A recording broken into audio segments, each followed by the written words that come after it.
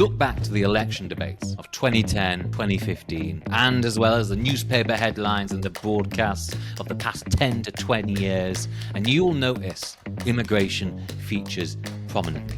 It was those elections of 2010 and 15 that gave oxygen to the rise of UKIP and, of course, the referendum on EU membership. There is no question we are living with the legacy of those elections and the issues that shaped those elections to this day. We must work to control immigration and put Britain first. Uncontrolled immigration means too many people coming to the UK legally but staying illegally. Excessive immigration is putting massive pressure on primary school places, is putting massive pressure on GP appointments. The issues that rejected the Labour government, shaped the drive for Brexit, and saddled us with the Boris Johnson government persist today. Immigration, the presence of it, the pull of it on newspaper sales, the issue for which everyone has and had an opinion, is the topic that dominated the 2010s. But it's the 2020s. It doesn't anymore. Here's a chart. Look where immigration is today. It's nowhere. It's quite low down the list. Most voters don't rank it as a number one issue anymore, and we weren't doing so long before the cost of living and indeed long before COVID too. Chart it during the EU referendum campaign though, or 2015, or all the way back to 2010 and even before, and what you saw and what you got is a starkly different political climate and society to what we have today. Immigration was the issue of then. It's not now. Once the country voted leave, there was a perception amongst voters that they had, and I quote, taken back control. What voters wanted from the EU referendum campaign and the debate on immigration was not necessarily sending them all back. It wasn't necessarily anxiety over ethnic compositions. It was rather they wanted to feel like they had control.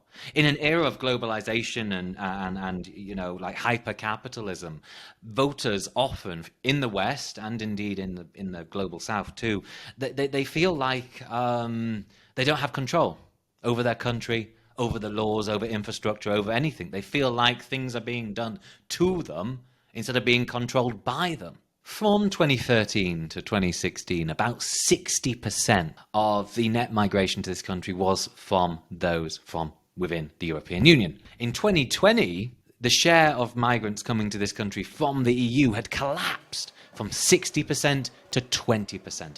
80% now, give or take, that come to this country are not from the European Union. That is a significant shift, even though the overall numbers have not shifted. Here's my hypothesis at present. By going hard on Rwanda, by going hard on immigration, by thinking what got them their wins in the last decade will get it to them in this, the Conservatives are chasing phantom voters. We are not where we were some 6, 7, 8 years ago.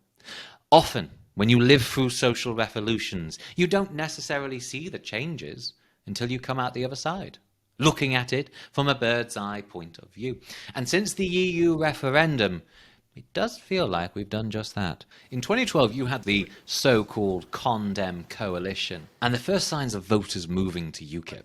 In 2012, 55% of Britons thought immigration would be more damaging to the economic recovery than helping by, and I quote, taking away jobs from the people living here. That is, open and close, the immigrants are stealing my jobs trope. It was a trope. You have to concede that swathes of the public found some strains of sympathy with. Now, don't get me wrong, Britain is generally sceptical about immigration. We have been for God knows how long, and we're quite likely to stay that way for quite some time now.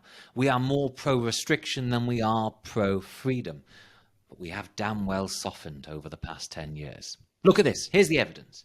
Today, in 2022, that number has fallen from 55% to just 23%.